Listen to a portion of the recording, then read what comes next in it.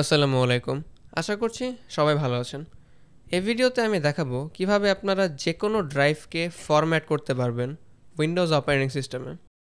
যেমন আপনি এখানে দেখতে পাচ্ছেন আমার এই ডেস্ক 1 এর কিছু পার্টিশনে ফরম্যাট এবং ডিলিটের অপশন রয়েছে, আর কিছুতে কোনো অপশনই নাই ফরম্যাট করা ডিলিট করার।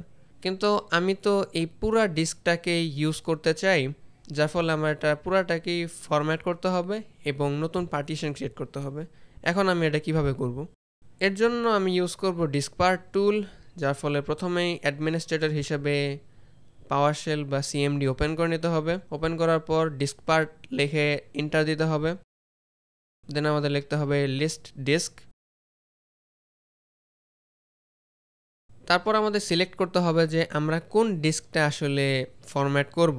আমার ক্ষেত্রে আমি ডিস্ক 1টাকে ফরম্যাট করব, তাই আমি লিখব সিলেক্ট ডিস্ক 1। আর এখন জাস্ট ক্লিন লিখে এন্টার দিলেই হবে। এটা এখন অলরেডি এই পুরা ড্রাইভটাকে ক্লিন করা শুরু করেছে, যার ফলে সবগুলো পার্টিশন ডিলিট হয়ে যাবে। ডান। এখানে আমার সাকসিড মেসেজ চলে এসেছে। এখন জাস্ট ডিস্ক পার্টটা ক্লোজ করে দিলেই হবে। আর নর্মালি ডিস্ক ম্যানেজমেন্ট থেকে ডিস্কটাকে ইনিশিয়ালাইজ করে অবশ্যই জিপিটি টেবিলে আমি ইনিশিয়ালাইজ করব।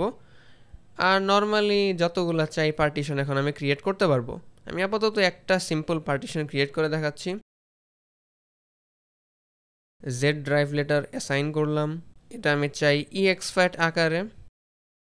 ডিফল্ট অ্যালোকেশন সাইজ র্যান্ডম একটা নেম দিয়ে দিই।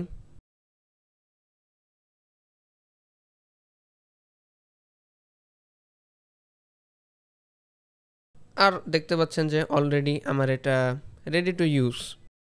এই যে হলো সেই নতুন পার্টিশন যা আমরা ক্রিয়েট করলাম। আর এভাবেই আপনারা যে কোনো পার্টিশন বা ড্রাইভ বলেন উইন্ডোজ অপারেটিং সিস্টেমে চাইলে ডিলিট করতে পারবেন, ইভেন সিস্টেম রিজার্ভ পার্টিশনগুলোও। আশা করছি ভিডিওটা কাজে লেগেছে। সবাই ভালো থাকবেন। আসসালামু আলাইকুম।